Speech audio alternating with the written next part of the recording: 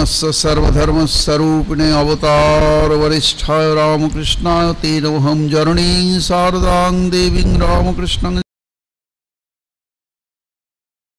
प्रणमामि मुहुर्मुहुः नमः श्री यतिराजा विवेकानंद सूरय सच्चित् सुखस्वरूपाय स्वामिने तापहारिणे ओम नमो ब्रह्मण्यदेवाय गो कृष्णाय गोविंदाय नमो नमः।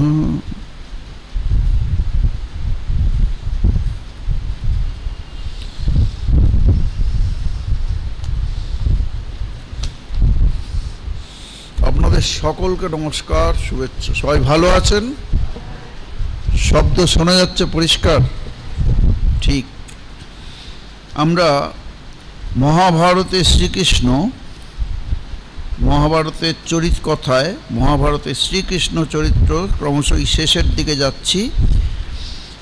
তা আজকের ক্লাস হবে ঠিক 6:30-এ শেষ করতে হবে, 6:40-এ আরতি। আপনাদের জন্যেই আমরা একটু দেরিতে শুরু করছি, 5:30টায় নয়, যদিও আগে এসেছি। তা অনেকে আসেন না বলেই তাই একটা গ্রেস আওয়ার্স 10 মিনিট দেওয়া হলো। সকলে এইবারে শুনুন আমরা কোথায় ছিলাম আগের দিনে। ভীষ্মের পতনের পর দ্রোণের 85 বছর বয়সেও 35 বছরের যুবকের মতো দুর্দান্ত যুদ্ধ বিক্রম দেখে পাণ্ডবরা নিশ্চিন্ত, একবারে ভয়ঙ্কর চিন্তিত হয়েছেন। ভীষ্মের পতন হয়েছে, তিনি ফিল্ড মার্শাল ছিলেন, কৌরবদের প্রধান, তাঁর পতন। সবাই অবাক হয়ে গেছে। ভীষ্মের পতন মানে ওদিকে ধৃতরাষ্ট্র প্রমাদ গুনছেন, যে ভাবাই যায় না সেই রকম ঘটনা ঘটছে। একবারে একটা বিরাট কাণ্ড ভীষ্মের পতন মানে, ভাবতে পারেন না কেউ কি করে হলো। আর দুর্যোধন তো এই ভেতরে ভেতরে ব্যাপারগুলো জানেন না, যে শিবিরে গিয়ে আশীর্বাদ প্রার্থনা করছেন, সব কৃষ্ণের বুদ্ধি, যে যাও গিয়ে আশীর্বাদ প্রার্থনা করো। যুদ্ধ শেষ হতে শিবিরে গিয়ে যুধিষ্ঠির প্রার্থনা করেছেন, বলছেন আপনিও সঙ্গে চলুন। উনি সঙ্গে গেছেন, কিচ্ছু কথাটি বলেননি, চুপ, কিন্তু বুদ্ধি জোগাচ্ছেন। এই হলো ভগবান সঙ্গে থাকার উপায়। পৃথিবীর অতি বড় দস্যুও যদি কিছু চেষ্টা করে, তার উপরে উনি দস্যুবৃত্তি শিখিয়ে দিতে পারেন লোককে কী করে করতে হয়। কিন্তু সব তো তাঁর হাতে, তাই না? কিন্তু তিনি ওদের মঙ্গলের জন্যে, ধর্মের জয়ের জন্যে এবং অধর্মের সম্পূর্ণ পতন, পরাজয়, অধর্মের বিনাশ করতে, অধার্মিকদের বিনাশ করতে ওই বুদ্ধি দিলেন। তো গিয়ে পিতামহকে জিজ্ঞেস করো, সেই জিজ্ঞাসা করলেন, আশীর্বাদ প্রার্থনা করলেন, দিয়ে বললেন পিতামহ আপনি তো দুর্ধর্ষ, কি করে আপনাকে জয় করা যায়?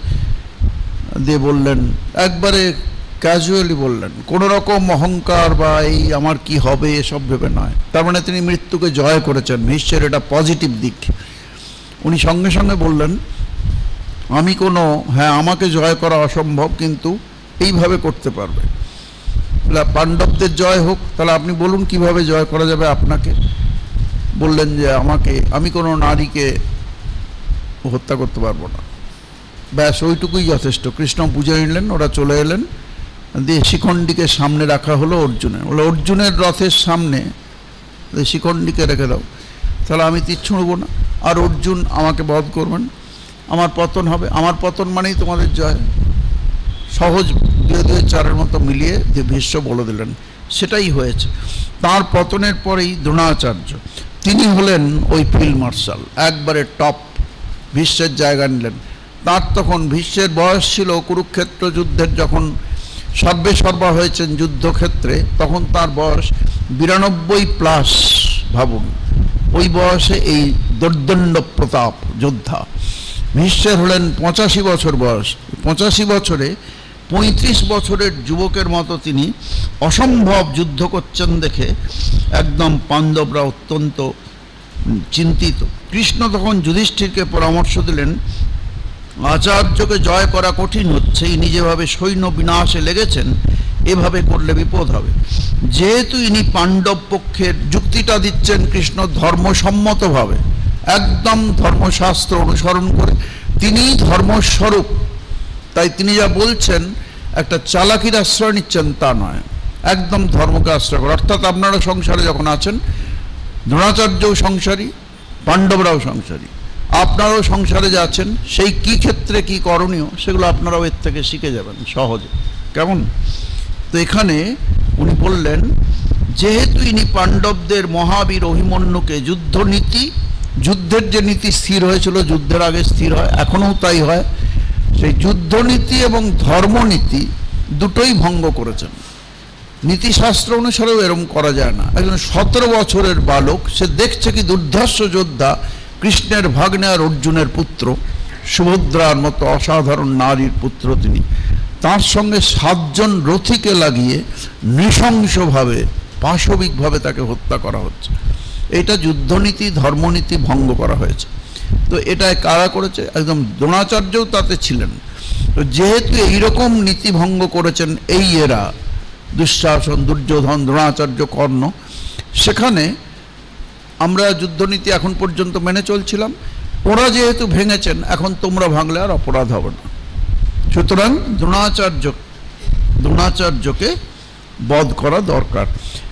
এখন আমরাও তাকে বধের ব্যবস্থা করব। এটা ধর্মনীতি অনুসরণ করেই উনি বলছেন, একদম ন্যায়নীতি অনুসরণ করে, ধর্মপথ অনুসরণ করে, অন্যায় উপায় অবলম্বনেই একে শাস্ত্র ত্যাগ করাতে হবে। যিনি অন্যায়ভাবে আপনার সম্পত্তি নিয়ে নিচ্ছেন, বাড়িকে অপমান করছেন, অন্যান্য কিছু করছেন, জানেন আততায়ী, তাকে আপনাকে অন্যায় রূপেই বধ করতে হবে, তাতে কোনো অপরাধ নেই। আপনাকে এক বিন্দু পাপও স্পর্শ করবেন, এটা মহাভারত ঘোষণা করছেন, শ্রীকৃষ্ণ বলছেন। তো শস্ত্রত্যাগ করাতে হবে। অশ্বত্থামা নিধন বার্তা শুনলে ইনি শস্ত্রত্যাগ করবেন বলেই আমার বিশ্বাস। একে এই সংবাদটি শোনাতে হবে।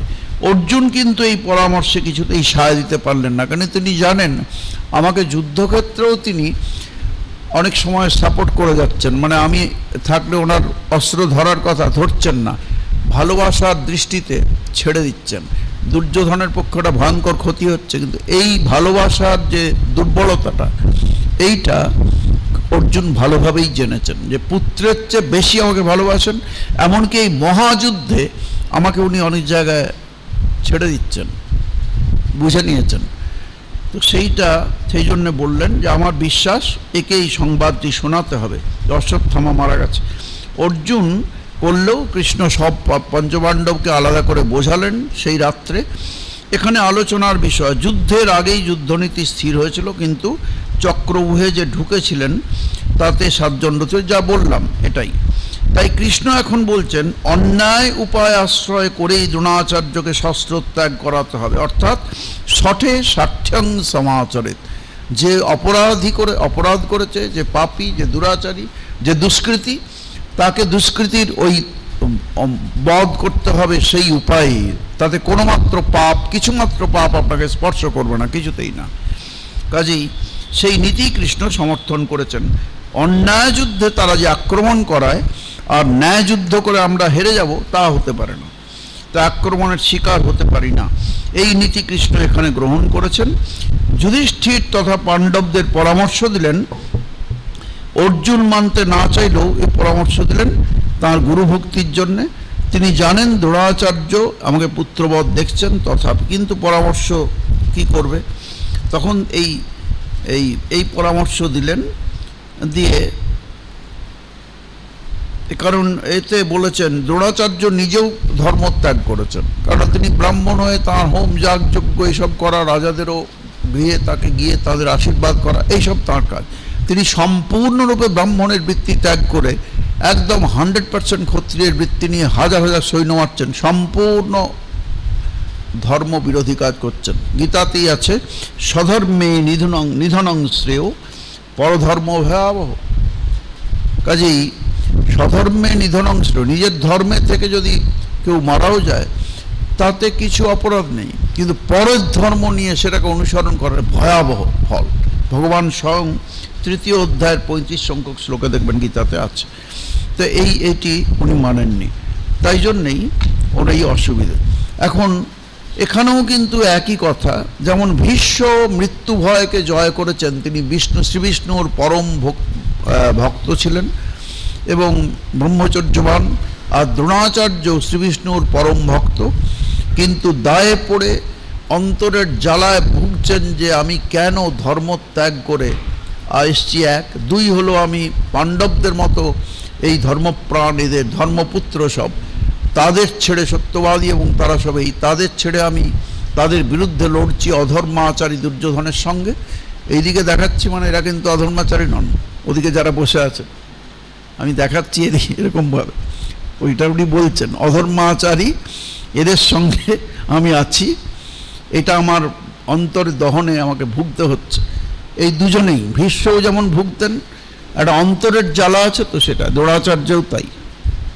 কিন্তু এসব চললে কি হবে, দ্রোণাচার্য দেখছেন এর উপায় একটা করতেই হবে যাতে এই পাপ থেকে অন্তত কিছুটা আমার রক্ষা হয়। তখন দ্রোণাচার্য ঠিক করলেন যে পাণ্ডবরা ওই একই, কৃষ্ণ শেখালেন তুমি গিয়ে আচার্যদেবকে প্রণাম করো, যুধিষ্ঠির দিয়ে প্রণাম করে প্রার্থনা, পাণ্ডব যত কৃষ্ণস্তত ধর্ম, যত ধর্মস্তত জয়, যেখানে কৃষ্ণ সেখানে ধর্ম, যেখানে ধর্ম সেখানেই জয়।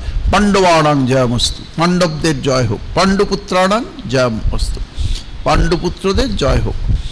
তখন যুধিষ্ঠির ওইটা বলবেনই, আশীর্বাদ করলেই তুমি জিজ্ঞেস করবে। যুধিষ্ঠির জিজ্ঞেস করলেন আচার্যদেব আপনি তো দুর্ধর্ষ, আপনাকে কি করে শস্ত্র ত্যাগ করানো যায়? বললো আমি হাতে অস্ত্র থাকলে আমাকে কেউ জয় করতে পারে না, তাহলে আপনাকে আমরা কি করে জয় করব? তখন দ্রোণাচার্য ওই একইভাবে একদম নিজের মৃত্যুর খবর যিনি বলে দেন, বিশেষ করে প্রতিপক্ষকে, এর মতো এত সাহস আর কারু হয় না। যিনি মৃত্যুকে ভয় করেছেন, মৃত্যুকে জয় করেছেন, তিনিই পারেন। মৃত্যুকে যিনি ভয় করবেন কিছুতেই বলতে পারবেন না, ইম্পসিবল নিজের মৃত্যুর কথাটা বলে দেওয়া।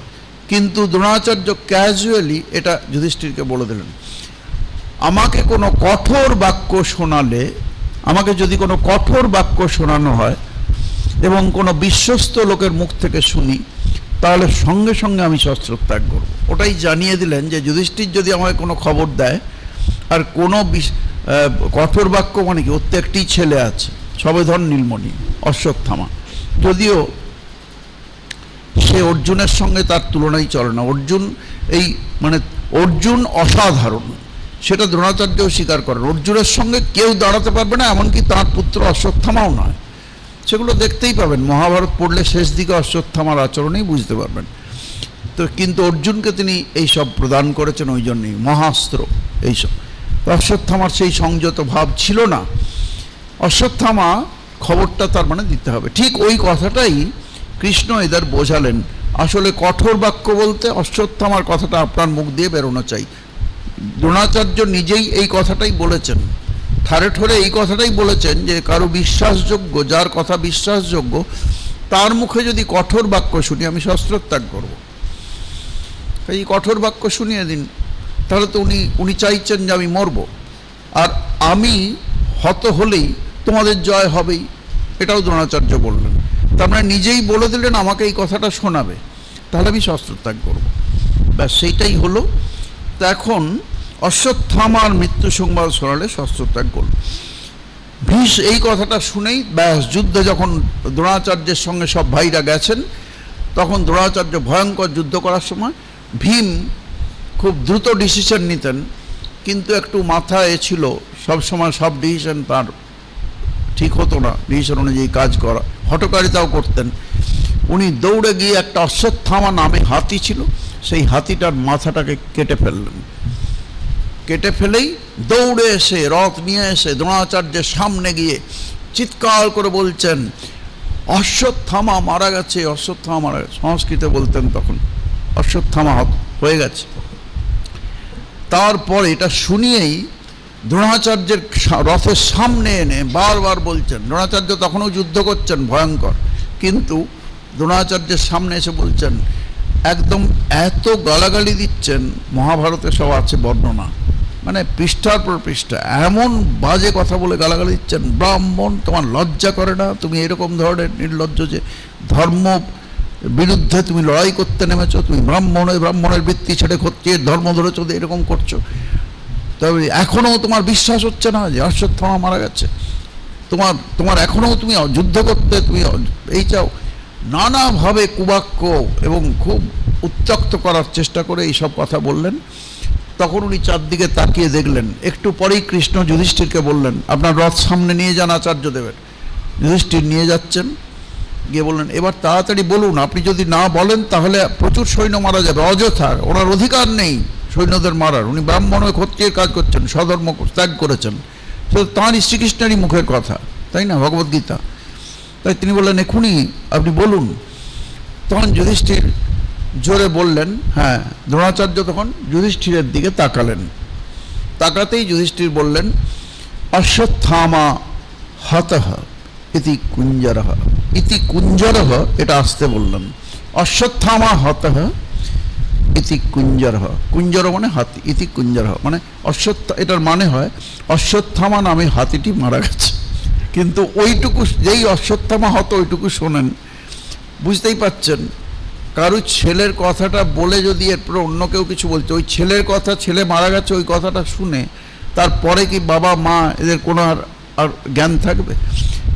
যেই শুনলেন, ভীমের মুখে যখনই শুনছেন, ওটা চিৎকার করে ভীম বলছেন, বাজে কথাও বলছেন, তখনই অশ্বত্থামার শিথিল সব হয়ে গেছে, সব স্নায়ুগুলো শিথিল হয়ে গেছে, অস্ত্র ধরার, অস্ত্র ছোড়ার ক্ষমতাই প্রায় নেই, সব বিকল হয়ে যাচ্ছে শরীর। তার একই সঙ্গে অনেকগুলো জিনিস ঘটলো, সেগুলো দ্রোণাচার্যের জীবনী এর আগে বলেছি, সেগুলো আপনারা যে ইউটিউবে দেখছেন ওইতেই স্ক্রোল করে গেলে কথামৃত ভবনে আপনারা পাবেন। ওই দ্রোণাচার্যও, মহাভারতের দ্রোণাচার্য, ওতে এগুলো পাবেন। মানে এই ঘটনা ওখানে বলা আছে, কারণ দ্রোণাচার্যের চরিত্রই সেগুলো আলোচনা করা হয়েছে, ওখানে আপনি এগুলো বিস্তারিত বর্ণনা পাবেন। তবু এখানে একটু শুনিয়ে দিচ্ছি সংক্ষেপে। তো ভীমের কথা বলেই তখনই তার কাহিল হয়ে গেছেন। তো এখানে যেই ভীম বললেন তখন থেকে, আর এই যে যুধিষ্ঠিরের মুখে শুনলেন, তখন তিনি সঙ্গে সঙ্গে শস্ত্র ত্যাগ করলেন, আর বর্ম টর্ম খুলে রাখলেন, তুনির খুলে ফেললেন, যুদ্ধের অস্ত্র যেগুলো থাকে সেগুলো সব, এবং বর্ম সেগুলো সব খুলে রাখলেন। খুলে রেখে স্থির হয়ে বসে, সঙ্গে সঙ্গে স্থির হয়ে বসে শ্রীবিষ্ণুতে ধ্যানে মগ্ন হলেন। শ্রীবিষ্ণুর ধ্যানে মগ্ন হলেন রথে বসেই। কিন্তু ওইটা ঠিক পূর্ব মুহূর্তে যে জিনিসগুলো ঘটলো সেগুলো এখানে শ্রীকৃষ্ণ চরিত্র আলোচনা করছি বলে বলার দরকার নেই, তথাপি একটু বলবো কি। ইয়েস, ওইখানে দ্রোণাচার্য এতে পেয়ে যাবেন ইউটিউবে, ওটা শুনলে। ওইখানে দ্রোণাচার্য যখন দেখছেন যে যুধিষ্ঠিরের বলা হয়ে গেছে, সঙ্গে সঙ্গে দেখছেন উনি দর্শন করছেন, কিছু মুনিরা ওনাকে দর্শন দিয়ে বলছেন, হ্যাঁ, নারদ, যমদগ্ন, এসব ঋষি মুনিরা বলছেন, ব্রাহ্মণ তুমি শস্ত্র ত্যাগ করো, তোমার কাল উপস্থিত হয়েছে, তোমার কাল শেষ হয়েছে, তোমার দেহত্যাগের সময় উপস্থিত হয়েছে, সুতরাং তুমি শস্ত্র ত্যাগ করো। কাল পরিপূর্ণ হয়ে গেছে, মানে আর জীবন নেই। ওটাও দেখলেন। একই সঙ্গে দেখছেন ওনার ছাত্র ধৃষ্টদ্যুম্ন, সে কিছুটা দূরেই রথ নিয়ে চলে এসছে, তলোয়ার খুলেছে। তার মানে জানেন ধৃষ্টদ্যুম্ন আমাকে বধ করার জন্যই জন্ম হয়েছে, কাজেই সেও চলে এসছে। আর এদিকে যুধিষ্ঠিরের বলা হয়ে গেছে, সব খুলে রাখলেন, দিয়ে শ্রীবিষ্ণুর ধ্যানে মগ্ন হলেন। যেহেতু পরম ভক্ত শ্রীবিষ্ণুর, এবং উনিও জানেন যে শ্রীকৃষ্ণ হলেন শ্রীবিষ্ণু স্বয়ং এসছেন অবতার রূপ, তাই তিনি ধ্যানে মগ্ন হলেন। হয়ে তিনি তার জীবাত্মা পরমাত্মার সঙ্গে মিশে গেল, মানে তিনি শরীরটা আর নেই হয়ে গেলেন। কেমন? ধ্যানে তিনি ভগবানের সঙ্গে মিশে গেলেন। তো যুধিষ্ঠির যখন রথটাকে কাছে নিয়ে গেছিলেন, যুধিষ্ঠির তখন কৃষ্ণ পাশেই বসে যুধিষ্ঠিরকে প্ররোচিত করছেন, আপনি তাড়াতাড়ি বলুন, তাড়াতাড়ি বলুন, আর দেরি হয়ে গেলে মুশকিল, অনেক লোক মারা যাবে, কিন্তু খুব সাবধান। তখন একটা উপদেশ দিলেন, সেই উপদেশটা আপনাদের জানা দরকার। বললেন, এটি মহাভারতের দ্রোণ পর্বেই আছে, 189 অধ্যায়ের 47 সংখ্যক শ্লোকে, বেশ প্রসিদ্ধ কথা শ্রীকৃষ্ণের উপদেশ, ঠিক যথাকালে যথোপযুক্ত উপদেশ। বললেন, অনৃতং জীবিতস্যার্থে বদন্য স্পৃশ্যতে নৃতই। যখন কৃষ্ণকে উনি বললেন যে জীবন রক্ষার স্বার্থে যদি মিথ্যা বলেন আপনার জীবনটা কেউ নিয়ে নেবে, ডাকাত এসছে, দুর্ধর্ষ দস্যু এসছে, আপনাকে মেরে ফেলবেই, তখন যদি আপনি মিথ্যা বলেন কিছু, যে হয়তো সেলফোনটা কাজই করছে না, আপনি হাতে নিয়ে কিছু বলছেন, ওসি চলে এসছেন, আপনি এই তো ওপরেই আমাকে মারতে আসছে, আপনারা চলে আসুন সবাই মিলে, হ্যাঁ রাইফেল নিয়েই চলে আসুন, এটা যদি মিথ্যে বলছেন দুষ্কৃতিকে বিশ্বাস করানোর জন্য, এতে কিচ্ছু পাপ নেই, মিথ্যার ফল আসছে না আপনার মধ্যে, উইল নট টাচ ইউ, বুঝতে পেরেছেন? তাই অনিহিতং জীবিত স্বার্থে বাদান্না স্পৃশ্যতে নিতই, এটি শ্রীকৃষ্ণের উপদেশ। ওটা যুধিষ্ঠির যেহেতু ধর্মপ্রাণ, তো ওকে বোঝালেন জীবন রক্ষার জন্য, আপনার জীবন এবং এই যে ধর্ম প্রতিষ্ঠার জন্য আপনি বুঝে নিন।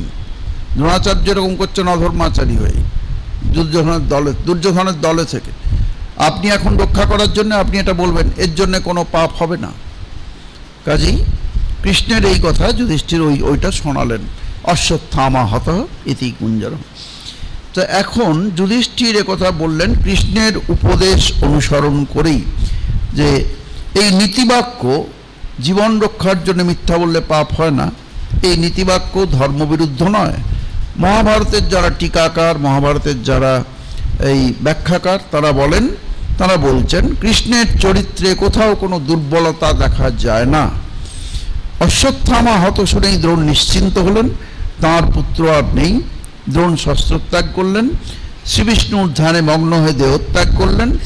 দ্রোণের এই মৃত্যুর পরেই ধৃষ্টদ্যুম্ন, মানে মৃত্যু মানে তিনি দেহত্যাগ করেছেন, করে শ্রীবিষ্ণুতে চলে গেছেন, দেহটাই পড়ে আছে প্রাণহীন।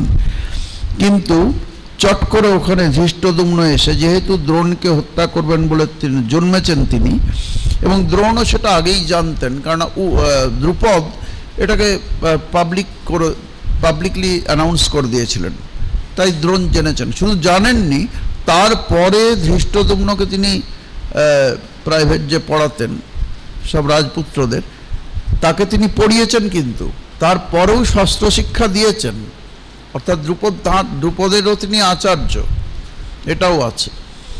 কিন্তু দেখুন তখনকার দিনে কেমন, যার বাবা এই ছেলেকে জন্ম দিয়েছে কেননা আমাকে হত্যার জন্যে, সেটা সবাই জেনেছে, দ্রোণও ভালোভাবে জানেন, তথাপি তিনি তাকে পড়ানোর জন্যে শিষ্য হিসেবে গ্রহণ করছেন। এটা এখন কজন টিচার পারবেন জানি না, কিন্তু এটা করছেন। কেমন তাহলে বুঝে নিন, মানে সেই যুগে কেমন করতেন, বিশেষ করে দ্রোণ এটা করেছেন। তখন ওই ধৃষ্টদ্যুম্ন এসে দ্রোণের রথের উপরে উঠে তার প্রাণহীন দেহ থেকে মাথার চুলের বড় ঘাড় চুল আছে তো, চুলকে ধরলেন, ধড় থেকে মাথাটাকে আলাদা করে নিলেন এক কোপে দিয়ে, সবাইকে দেখিয়ে মাথাটাকে শূন্যে ঘুরিয়ে, কিন্তু ধৃষ্টদ্যুম্নর পাপ হচ্ছে, কেননা সে তার আচার্যকে খতম করছে, তাই না? আচার্যের শরীর হলেও তার তো মনে আছে আমি একে বধ করব, কাজেই মাথাটাকে শূন্যে ঘুরিয়ে অগ্রাহ্যভাবে ওই কৌরব দলের মধ্যে, সেনাদের মধ্যে ছুঁড়ে ফেলে দিলেন। এইটা ধৃষ্টদ্যুম্নের ঠিক হয়নি। এইটা করতেই কৌরব সেনাদের মধ্যে ছুড়ে দিতেই দ্রোণের মৃত্যু ও তাঁর প্রতি এই ব্যবহার, পাণ্ডব সেনা মধ্যে আত্মকলহ শুরু হলো। পাণ্ডব সেনারা নিজেরাই একদম যে কেন এরকম করলো, ধৃষ্টদ্যুম্নের এটা উচিত হয়নি, তিনি আচার্য, আমাদের সবার আচার্য, তার মাথা এরকম করে কেটে তিনি তো মারাই গেছিলেন, এইসব নিয়ে দুপক্ষ হয়ে গেছে, আত্মকলহ হচ্ছে। যখন সাত্যকীয় ধৃষ্টদ্যুম্নের বাকযুদ্ধ, সাত্যকী তো ছেড়ে দেবেন না, তিনিও মহাযোদ্ধা, ধৃষ্টদ্যুম্ন সেদিক দিয়ে ছোট যোদ্ধা, তাকে একবারে বাকযুদ্ধ হতে হতে সেই বাকযুদ্ধ আস্তে আস্তে গদা যুদ্ধে পরিণত হলো, দিয়ে চলছে। তখন কৃষ্ণই হাতে ধরে উভয়কেই থামিয়েছেন, যাও এখনো যুদ্ধ শেষ হয়নি, এখনো যুদ্ধের দিন বাকি আছে, তোমরা নিজেদের মধ্যে ঝগড়া করলে কি হবে। এই যেখানেই যে কোনো রকম কমপ্লিকেশন হয়েছে সেখানেই কিন্তু কৃষ্ণ এসে থামিয়েছেন। দেখুন, এগুলোও একটা পাণ্ডবদের তখন কোনো ভাইয়ের পক্ষে এই যুদ্ধ থামানো সম্ভব হতো না, কারণ দুজনেই ভীষণ রেগে গেছে। কৃষ্ণ তখনই হাতে ধরে উভয়কে থামিয়েছেন।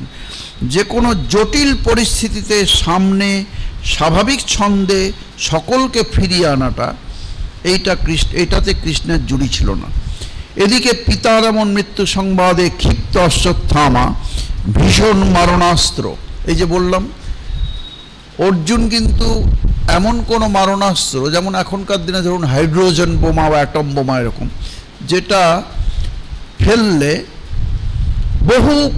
বহু লক্ষ সাধারণ মানুষ মারা যাবেন, মানে যারা নিরপরাধ মানুষের প্রাণ যাবে, নিরপরাধ এবং সাধারণ মানুষের প্রাণ যাবে, সেরকম অস্ত্র ফেলাটা ভয়ঙ্কর অন্যায়। আমেরিকা এটা ফেলেছিল, জানেন আপনারা, 6 আর 9 অগস্ট। কেমন?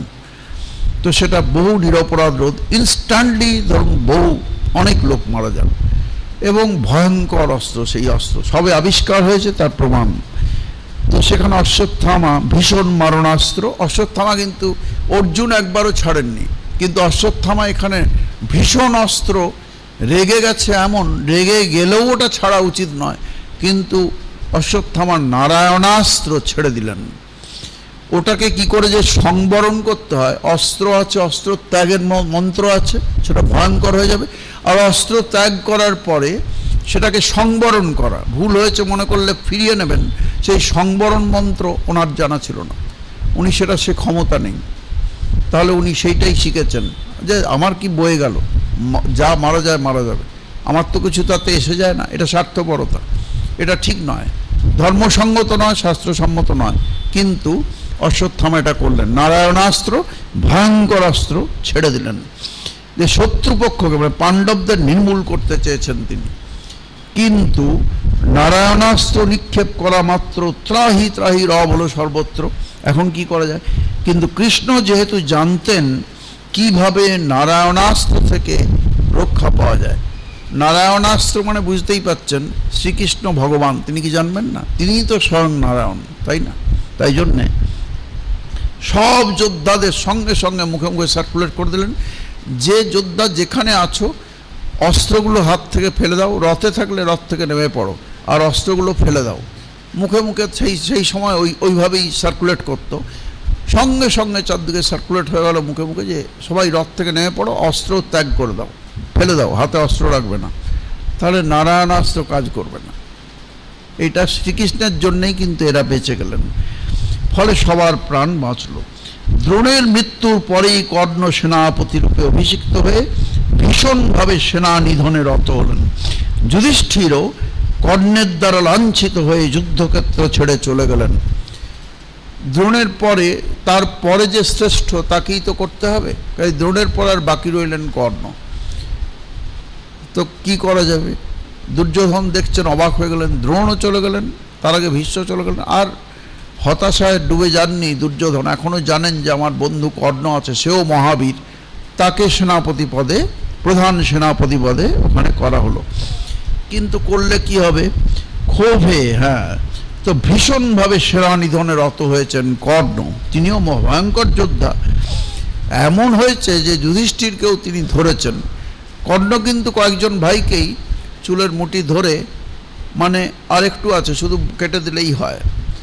কিন্তু কর্ণ অন্যদের ধরলেও প্রথমেই তো যুধিষ্ঠিরকে ধরেছিলেন, যদিও দুর্যোধনের অর্ডার ছিল যে না, মেরে ফেলবে না, যুধিষ্ঠিরকে ধরে আমার কাছে নিয়ে আসবে, নিয়ে এলে কি হবে, আমি বন্দি করে রাখবো, তারপরে যুদ্ধ তো যাই হোক, আমি তাকে আবার পাশা খেলাবো, আবার হারাবো, আবার বনবাসে পাঠাবো, কাজে মেরে ফেলবে না, এইভাবেই করবো। কি শ্রুড চিন্তা দুর্যোধনের, ভেবে দেখুন। সেই জন্যে কিন্তু কর্ণ যুধিষ্ঠিরকেও হাতে ধরেছেন, কিন্তু যে কোনোভাবেই হোক যুধিষ্ঠির অপমানিত বোধ করছেন ভীষণ, যে অর্জুন আছে আমার রক্ষাকর্তা, তথাপি আমাকে কর্ণ ধরেছে। যুধিষ্ঠির ভীষণভাবে আহত হলেন, দিয়ে আহত মানে কি, মানসিকভাবে। কিন্তু কর্ণ কি কারণেই হোক ছেড়ে দিলেন। কি কারণে ছেড়ে দিলেন বলে আপনাদের মনে হয় বলুন তো? ধরতে পারছেন? ওই যে কুন্তী দেবীকে, মাকে কথা দিয়ে, কর্ণ কুন্তী সংবাদে ওটা পাবেন, ওই যে কথা দিয়েছিলেন, খুব টাচিং, খুব মর্মস্পর্শী করুণ কাহিনী ওটা, কর্ণ কুন্তী সংবাদ। এদিকে সত্যিই মা তিনি, সত্যিই গর্ভধারিণী, এদিকে আমি আর কিছুতেই ফিরে যেতে চাই না, কিন্তু কর্ণ আবার দাতা হিসেবে শ্রেষ্ঠ। তার অজস্র খারাপ গুণ আছে। দ্রৌপদীর বস্ত্র হরণের সময় এই সময় নানাভাবে তিনি উত্ত্যক্ত করেছেন পাণ্ডবদের। দুর্যোধন দুঃশাসনের মতো নিচাশয় ব্যক্তিদের সঙ্গে যুক্ত হয়ে, তথাপি কর্ণের মহত্ব এক কথায় আজও বলা হয়ে থাকে দাতা কর্ণ। তিনি তার কাছে যদি কেউ চাইতে আসে কিছু দান, নিজের কবচ কুণ্ডল বুঝতে পারলেন যে ছদ্মবেশে নিশ্চয়ই কেউ এসে আমার কাছে চাইছেন। সূর্যদেব ওনাকে স্মরণ করালেন, বৎস এটা তুমি দিও না, কারণ ওই সূর্যপুত্র তো। উনি ওপর দিকে তাকালেন এবং বুঝতে পারলেন যে সূর্যদেব ওনাকে স্মরণ করাচ্ছেন, বৎস এটা তুমি দিও না, এটা দিলে তুমি আর অর্জুনের সঙ্গে যুদ্ধে তোমার তো জয় হবেই না, আর তোমার প্রাণ সংশয়। তথাপি কর্ণ সেটা জেনেও দিয়ে দিলেন। এটা কত বড় ত্যাগ ভবন! নিজের মৃত্যুর একবারে কোনোভাবেই নিশ্চিতভাবে আমাকে কেউ মারতে পারবে না, এটা সবচেয়ে বড় অস্ত্র, সেটাও কর্ণ দিয়ে দিয়েছেন। দানটা যে কত বড় জিনিস এটা ভাবুন। এখন সেইটা কর্ণ করলেন, ওইটি নিয়েই তিনি পৃথিবীতে বেঁচে আছেন, দাতা কর্ণ। যুধিষ্ঠির কর্ণের দ্বারা লাঞ্ছিত হয়ে কর্ণকে শেষ কথাটা বলেছিলেন, তবে আপনি যখন এসেছেন মা, আমি আপনাকে এই কথাটি বলছি। সেখানে তো আর কেউ ছিল না, থার্ড পার্সন। আমি কথা দিচ্ছি, আপনার বাকি 4 পুত্রকে আমি হাতে পেলেও বধ করব না। এটা কিন্তু দুর্যোধন জানছেন না, অর্থাৎ দুর্যোধনের এত বিশ্বস্ত বন্ধু কর্ণ, সেও কিন্তু দুর্যোধনকে জানাচ্ছে না এটা, আর দুর্যোধনও জানতে পারছেন না। বিরাট লস হয়ে গেল সঙ্গে সঙ্গে দুর্যোধনের। কিন্তু কর্ণের এই মহত্বটা ধরা পড়ছে, দান আমি কিছুতেই ছাড়তে পারব না। তাই বললাম, আমি কথা দিচ্ছি আপনাকে, বাকি 4 পুত্রকে আপনার পেলেও আমি তাদের বধ করব না, বধের পরিস্থিতিতে পেলেও বধ করব না, ছেড়ে দেবো।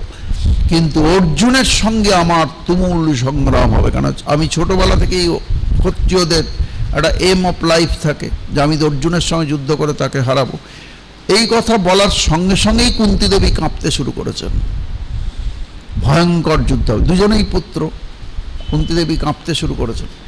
তারপরে শোনার মতো ক্ষমতা নেই। কর্ণ তখন বললেন, তাইতে হয় একটি মাত্র শ্লোকে বলেছেন, সকর্ণ, কর্ণ সমেত যদি অর্জুনকে বধ করতে পারি, কর্ণ সমেত আপনি 5 পুত্রের জননীই থাকবেন, পঞ্চপাণ্ডবেরই। আর যদি আমি মারা যাই, তাহলে তো আপনি পঞ্চপাণ্ডবের জননী আছেন যেমন, তেমনি থাকবেন।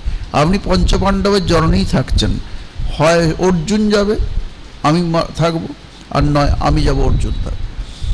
এইটা বলে কুন্তী দেবী তখন আর বলারও ক্ষমতা নেই, উনি চলে গেলেন। তো এইটা হয়েছিল ঘটনা এই, তাই জন্য উনি ছেড়ে দিয়েছেন। ক্ষোভে দুঃখে সেদিন যুধিষ্ঠির কর্ণের দ্বারা লাঞ্ছিত হয়ে যুদ্ধক্ষেত্র ছেড়ে চলে গেলেন। ক্ষোভে দুঃখে সেদিন শিবিরে ফিরে যুধিষ্ঠির অর্জুন ও তাঁর গান্ডীবকে তীব্র ভাষায় সমালোচনা করছেন। কিন্তু অর্জুনের আবার তখনকার দিনে আপনি রামায়ণ মহাভারত পুরাণ যত পড়বেন দেখবেন যে প্রচুর প্রতিজ্ঞার কথা আছে, কথায় কথায় প্রতিজ্ঞা আছে, কথায় কথায় অভিশাপও আছে। মুনি ঋষিরা খুব অভিশাপ দেন, ভয়ঙ্কর অভিশাপ দেন। অভিশাপ দেওয়ার পরে ক্ষমা প্রার্থনা আছে, এই অভিশাপ আমাকে একটু সহজ করে দিন। বলেছেন ঠিক আছে, অভিশাপ তো ফলবেই, তবে একটু করে দিচ্ছি, এই করে সহজ করে দিয়েছেন। সহজ মানে কি, এইরকম। তো সেরকম আছে, সেগুলো এখন বলার বিষয় নয়, সেজন্য আমরা চলে যাচ্ছি। তীব্র ভাষায় অর্জুনকে এবং তাঁর গান্ডীবকে তিরস্কার করছেন। এদিকে অর্জুনের আবার প্রতিজ্ঞা করেছেন। এই সব প্রতিজ্ঞা করা অনেক সময় ভীষণ বিপদে পড়েছেন অনেকেই দেখবেন। সেই প্রতিজ্ঞা কি ছিল, যিনি আমার গান্ডীবের নিন্দা করবেন তাকে তিনি বধ করবেন। তাহলে যুধিষ্ঠিরকে এখন বধ করতে হয় প্রতিজ্ঞা অনুযায়ী। আবার কৃষ্ণ এলেন, কৃষ্ণ এসে দেখছেন অর্জুন তলোয়ার বের করেছেন, আর যুধিষ্ঠির ভেঙে পড়েছেন একবারে, যে আমাকে অপমান করেছে, তুমি থাকতে তুমি আমাকে রক্ষা করবে যুদ্ধে বলেছিলে।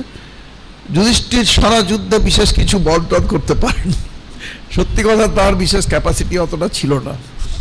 তিনি একজনকে শুধু মেরেছেন, তাকে না মারলেও হতো, সাধারণ যোদ্ধাও মারতে পারত। তিনি হলেন ওই শল্য, যে কর্ণের সারথি ছিল। কর্ণের মারা যাওয়ার পরে তিনি সেনাপতি হন, তার সেনাপতি হওয়ার যোগ্যতা অতটা ছিল না। সেই তাকে বধ করেছেন, শেষ বধ ওই ওকে দিয়ে, সেটি যুধিষ্ঠির করেছেন। হ্যাঁ, পুজো শেষে একটু করে না, দক্ষিণান্ত করে করে, আর সেইটুকু যুধিষ্ঠির করেছেন। যুধিষ্ঠির ভীষণ রেগে বলতেই অর্জুন তলোয়ার বের করেছেন। কেন? প্রতিজ্ঞা তো সত্য রক্ষা করতে হবে, কি করা যায়। কৃষ্ণ এই অসদৃশ প্রতিজ্ঞা বিষয়ে অর্জুনকে নিন্দে করে বললেন, তুমি এরকম প্রতিজ্ঞা কেন করেছো? এরকম প্রতিজ্ঞা করা তোমার ঠিক হয়নি। বললেন, গুরুজন দিয়ে বলছেন, দেখুন অর্জুনকে কিভাবে রক্ষা করছেন। এগুলো কিন্তু অর্জুনকে রক্ষা করছেন না, আপনারাও শিখে যাচ্ছেন। গুরুজনকে মুখে তিরস্কার করলেই, অর্থাৎ সম্মানীয় ব্যক্তিকে মুখে তিরস্কার করলেই, তাকে অপমান করলেই তাকে বধ করার সমতুল্য হয়। তাকে যে প্রাণে মেরে ফেলা তার সমান হয়ে যায় যদি সম্মানীয় লোককে আপনি অপমান করেন, তার কাছে সেটাই অপমান তুল্য হয়। হ্যাঁ, মানি ব্যক্তির অপমান মৃত্যু তুল্য। আমরা ছোটবেলায় দেখতাম, ভাব সম্প্রসারণ করো, আস্তে আস্তে না? হ্যাঁ, ইয়েস, সেই সব একটু একটু মনে আছে। তাই তখন অর্জুন আবার তলোয়ারকে ঢুকিয়ে কঠোর ভাষায় অর্জুন যুধিষ্ঠিরকে তিরস্কার করে বললাম, এইরকম তুমি এরকম যুদ্ধে কাউকে এখন পর্যন্ত নানা রকম বলে যুধিষ্ঠিরকে তিরস্কার করছেন। তুমি পাশা খেলার জন্যই আমাদের এই অবস্থা, হ্যাঁ হেরেছ ইত্যাদি। হ্যাঁ, যুধিষ্ঠির একবারে ভীষণ বিশ্রান্ত হয়ে গেছে সব। তখন প্রতিজ্ঞার সত্য রক্ষা করলেন তিরস্কার করেই, কিন্তু যেহেতু এত বড় চরিত্রবান পুরুষ অর্জুন, সেই জন্যই জ্যেষ্ঠ ভ্রাতা সমপিতা, বড় ভাই মানে পিতার মতো সম্মান করতে হয়। এই তিরস্কার করার জন্য জ্যেষ্ঠ ভ্রাতাকে এরকম ধর্ম পুত্র তাকে ধর্মের স্বরূপ তাকে অপমান করায়, অপমানের গ্লানিতে তিনি আবারও শিবের করলেন। কেন? আমি আত্মহত্যা করব। এই প্রথম আত্মহত্যা দেখা যাচ্ছে, আত্মহত্যার জন্য অর্জুন রেডি হয়েছেন। একবার ওই বিষাদ হয়েছিল, বিষাদ যোগে, এখন আত্মহত্যা করবেন বলে বলছেন। আবার কি হলো? বলছে আমি আর সহ্য করতে পারছি না, আমি যুধিষ্ঠিরকে বড় দাদাকে আমি এমন অপমান করেছি, এটা আমি সহ্য করতে পারছি না, আমি মরে যাব। আবার বললেন তলোয়ার রাখো, ঢুকিয়েছেন। শ্রীকৃষ্ণ তো guide, trend philosopher and guide, আবার রাখলেন। অসি আবার কোষ মুক্ত করে বলছেন, তোমার নিজের মুখে নিজের সুকৃতি কীর্তন করো, তুমি নিজেই তোমার প্রশংসা করো, আত্মপ্রশংসা করো। আত্মপ্রশংসাই আত্মহত্যার সমান। এটাও মহাভারত থেকে শিক্ষার। যদি কেউ আত্মপ্রশংসা করে, আমি হ্যান ত্যান এই করেছি সেই করেছি এ করে, জানবেন এটা আত্মহত্যার সমান, সে নিজেকে বধ করার সমান করছে। নিজের প্রশংসা নিজে নিজে করতে নেই, অন্যরা করবে, তুমি চুপ করে থাকবে, কিন্তু তোমার যা বলার অন্যরাই তোমার প্রশংসা করবে, তাতেও তুমি থাকবে না, সেখান থেকে চলে যাবে বা অ্যাভয়েড করবে। কৃষ্ণ এটা বললেন, তখন লজ্জায় ক্ষোভে, যুধিষ্ঠিরও খুব ক্ষোভে লজ্জা একবারে অবনত হয়ে গেছেন। দুই ভ্রাতাই একান্ত, অর্জুন অনেক রকম বললেন, আমি এই পারি, আমি এই করতে পারি, বা একাই যুদ্ধ জয় করতে পারি, সত্যিই পারেন সেগুলো, কিন্তু আত্মপ্রশংসা করলেন। করার পরে গুরুজনের সামনে আমি এরকম সব আত্মপ্রশংসার কথা বললাম, এটা আবার তিনি দুই ভাই ভীষণ বিষণ্ণ হয়ে গেছেন, যে কি করছি আমরা নিজেদের মধ্যে, করে আবার বিষণ্ণ। কৃষ্ণ এটা জানতেন যে এরপরেই কি হবে। তখন দুই ভাইকে ভালো করে প্রবোধ বাক্যে দুজনকে প্রকৃতিস্থ করেছেন, আবার এখন এসব ভুলে যাও, ফরগিভ অ্যান্ড ফরগেট, এখন আবার যুদ্ধ করতে লাগো। তো কৃষ্ণ ছাড়া এভাবে কেউই পাণ্ডবদের এই পদে পদে বিপদে রক্ষা করা, এটা কৃষ্ণ ছাড়া কারো পক্ষে সম্ভব হতো না, কিছুতেই পারতেন না। এটি আপনারা মহাভারতে একটা দেখতে পাবেন, অনেকবার দেখতে পাবেন এরকম। মহাযুদ্ধের 17 দিনে, 17 মানে যুদ্ধের আর একদিন মাত্র আছে। সেই মজার কথাটা মনে আছে তো, 18 সংখ্যাটা, মহাভারতে 18টি পর্ব মনে আছে? বলুন, মহাভারতে 18টি। মহাভারতেরই অপরিহার্য অঙ্গ ভগবদ্গীতা, ভগবদ্গীতায় 18টি অধ্যায়, ঠিক আছে? মহাযুদ্ধে যে সৈন্য সংখ্যা ছিল, কৌরবদের 11 অক্ষৌহিনী, এদের 7 অক্ষৌহিনী, টোটাল 18 অক্ষৌহিনী, 18। ঘুরে ফিরে আসছে কেমন দেখুন। কুরুক্ষেত্র যুদ্ধ শেষ হয়ে শান্তি স্থাপন হয় 18 দিনে। কেমন এতগুলো 18 আছে এখানে। যাই হোক, মহাযুদ্ধের 17 দিনে কর্ণ নিধনের সংকল্প করে আজ কর্ণকে বধ করব এই বলে কৃষ্ণার্জুন রথে চড়েছেন। রথের নাম তো জানেন কপিধ্বজা। কপি মহাকপি, তিনি হলেন মহাবীর হনুমান। রামায়ণের প্রভাব এখানে দেখতে পাচ্ছি। তিনি কৃষ্ণের ধ্বজায় আছেন। কৃষ্ণ বারবার কর্ণের সব দুষ্কর্মের কথা অর্জুনকে, এটি হলো সারথীর অন্যতম কাজ। আরও অনেক কাজের মধ্যে সারথীর জয় নির্ভর করছে এই যে যোদ্ধা, রথে যে রথী আছেন যে যোদ্ধা, তার জয় নির্ভর করছে অনেকটাই সারথীর ওপর। কর্ণ যে হেরেছিলেন তার কারণ কর্ণের সারথী শল্য। সেটা কর্ণের বিষয় যখন আসবে তখন বলা। কর্ণের জীবনী শুনলে, যদি ইফ ইউ আর ইন্টারেস্টেড, আপনারা কি ইন্টারেস্টেড আছেন? তাহলে ভবিষ্যতে আবার বলা যাবে। আমিও যদি থাকি আর আপনারাও যদি শুনতে আগ্রহী হন তাহলে আবার কর্ণেরও বলা যাবে। দারুণ, অনেক সময় দুর্দান্ত করুণ এবং প্যাথেটিক কন্ডিশন আছে। কর্ণের জন্য আপনাদের সহানুভূতি ঝরে পড়বে, এটাও ঠিক। কর্ণের জীবন এরকম আছে। আবার কোথাও কর্ণের বীরত্বও কম নয়, অনেক দিক দিয়ে আছে, কিন্তু অনেক সব আছে, হঠকারিতাও আছে। কৃষ্ণ বারবার, হ্যাঁ, তখন এটা কি সারথীর কাজ, তাকে ওই সব যে অপোজিশনে যে আছেন তাকে যোদ্ধার সব কিছু উত্ত্যক্ত করার জন্যে, অর্জুনকে উত্ত্যক্ত করার জন্যে তার দোষের কথাগুলো ভালো করে হাইলাইট করছেন। তখন কৃষ্ণ বারবার কর্ণের সব দুষ্কর্মের কথা অর্জুনকে বলে, একটানা বলে বলে তাকে উত্তেজিত করছেন। অভিমন্যুকে বধ করে কর্ণ কেমন হর্ষ প্রকাশ করেছিলেন বলে অর্জুনকে উদ্দীপিত করেছেন।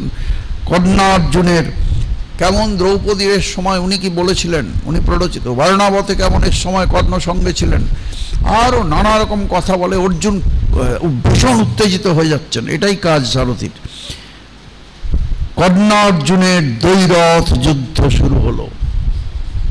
অলমোস্ট এই শেষ যুদ্ধ, যদিও শল্য পরে হবেন, সেই যুদ্ধ আর বেশি ভয়ঙ্কর নয়। কর্ণার্জুনের দ্বৈরথ যুদ্ধ মানে একবারে ভয়ঙ্কর যুদ্ধ। কুরুক্ষেত্র যুদ্ধের এটাকেই প্রায় শেষ যুদ্ধ বলা যায়। অনেকক্ষণ ভীষণ যুদ্ধ চলার পর হঠাৎ কর্ণের রথের চাকা ভূমিতে নিমগ্ন হলো। ক্ষোভে দুঃখে কর্ণের চোখ দুটি অশ্রু ভারাক্রান্ত হলো। অর্জুনের কাছে এক মুহূর্ত সময় চেয়ে নিতে চাইলেন কর্ণ। কর্ণ বললেন, অর্জুন, পার্থ, একটু অপেক্ষা করো, আমি আমার রথের চাকা বসে আছে, ওটা তুলে নিই। ক্ষত্রিয়ের যুদ্ধকালীন ধর্ম হলো, যদি কেউ অস্ত্র ভেঙে যায় বা কিছু, তাহলে তাকে ওটা যতক্ষণ না আবার পাচ্ছে, হাতে পাচ্ছে, ততক্ষণ অপেক্ষা করা, বা প্রয়োজন হলে তাকে অস্ত্র দেওয়া, তারপরে যুদ্ধ করা। নিরস্ত্রকে বধ করা যায় না, এটা যুদ্ধনীতি। কিন্তু কৌরবরা আগেই যুদ্ধনীতি ভেঙেছেন ভয়ঙ্করভাবে, একবার নয় অনেকবার। তাই এখানে সেই নীতি খাটে না, সেটা আপনারা বুঝতে পারবেন, শুনতেও পাবেন। তো কর্ণ যেহেতু ওই চূড়ান্ত মুহূর্তে কর্ণের রথের চাকা ভূমিতে গ্রাস করেছে, কর্ণের করুণ আবেদনে পাছে অর্জুনের চিত্ত আর্দ্র হয়ে পড়ে, এই আশঙ্কায় কৃষ্ণ তখনই অর্জুনকে উত্তেজিত করার জন্যে কর্ণকে বলছেন, হে রাধেয়, সৌভাগ্যবশত তুমি এখন ধর্মকে স্মরণ করছো। সাধারণত নিচাশয় লোকেরা বিপদে পড়লেই ধর্মের দোহাই দিয়ে থাকে, কিন্তু আপন দুষ্কর্ম স্মরণ করে না।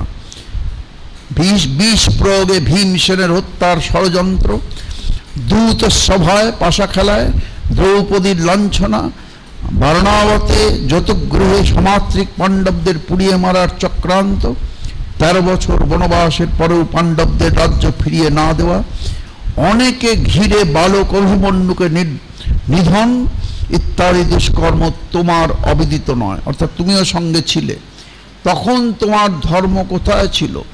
यद्देश धर्मस्तत्र न विद्यते हि किं सर्वथा तालु विशोषणेन যখন সেই সময় ধর্ম ছিল না তোমার সঙ্গে, তখন এখন আর ধর্ম ধর্ম করে তালুকে শুষ্ক করে কি লাভ?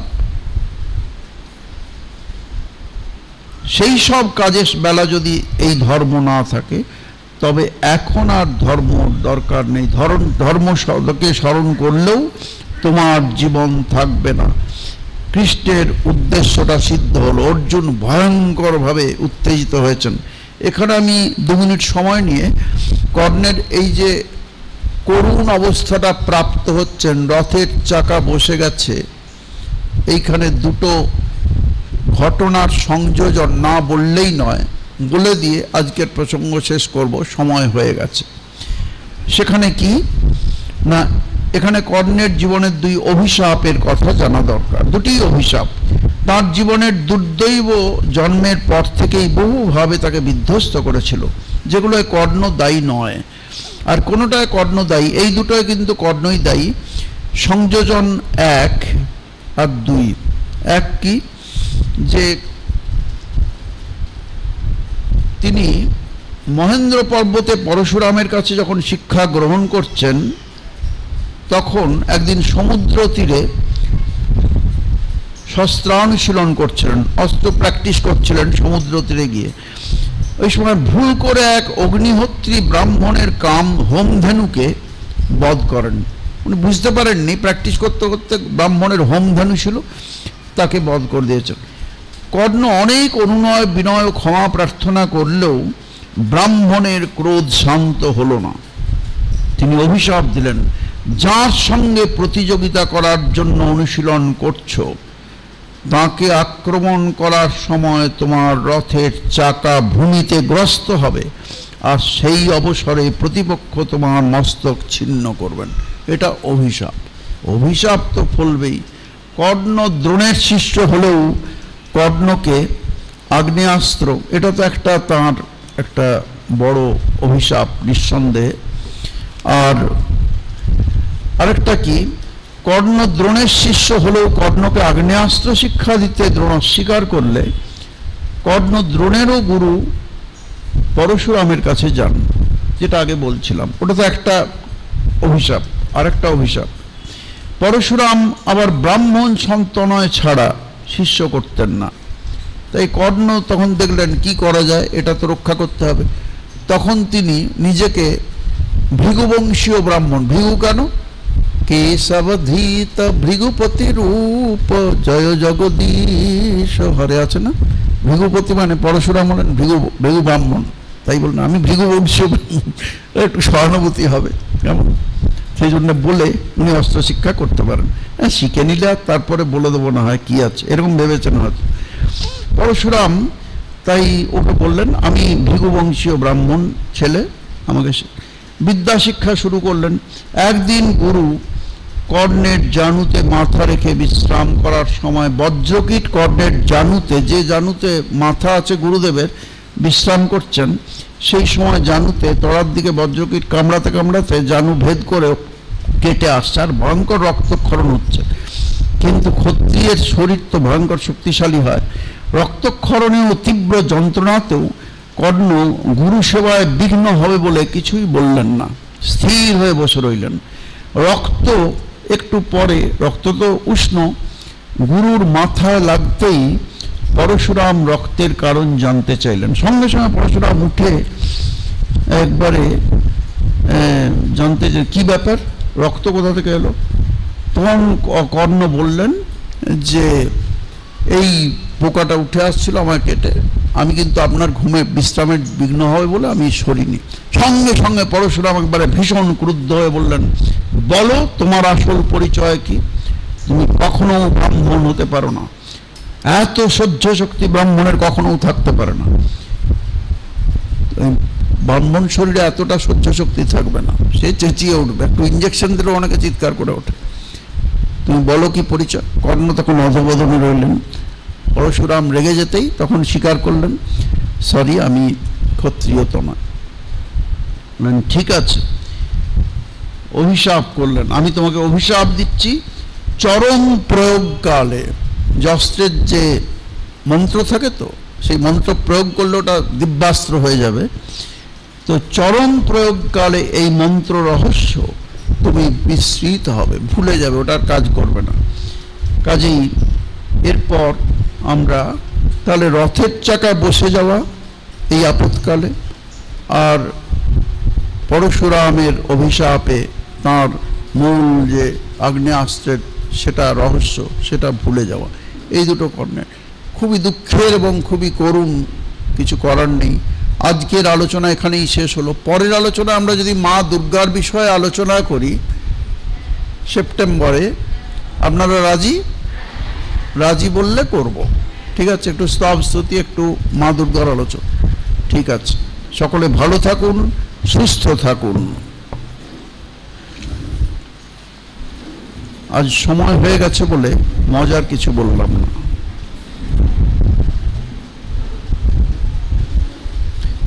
আমি বসছি, সময় নেই, এখান থেকেই প্রণাম করুন, ওখান থেকেই করুন।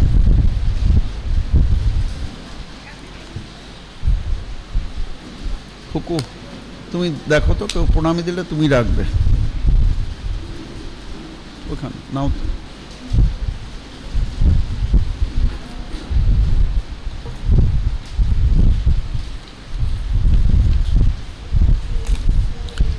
সবাই ভালো থাকুন, আনন্দে থাকুন।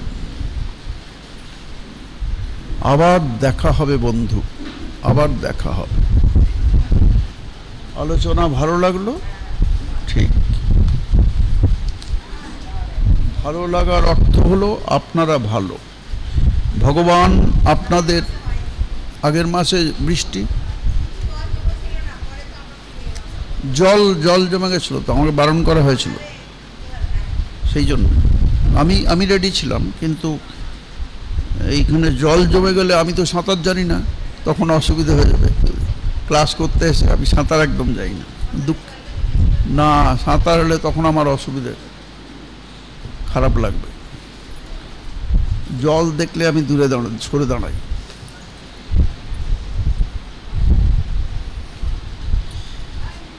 পাচ্ছেন না মানে কত চিন্তা। ওই যে ওকে দিন, ওই যে ওই যে সিস্টার, ওকে এভরিডে লেখা আছে, ইন্সপায়ার আদার্স এভরিডে, ওকে দিন।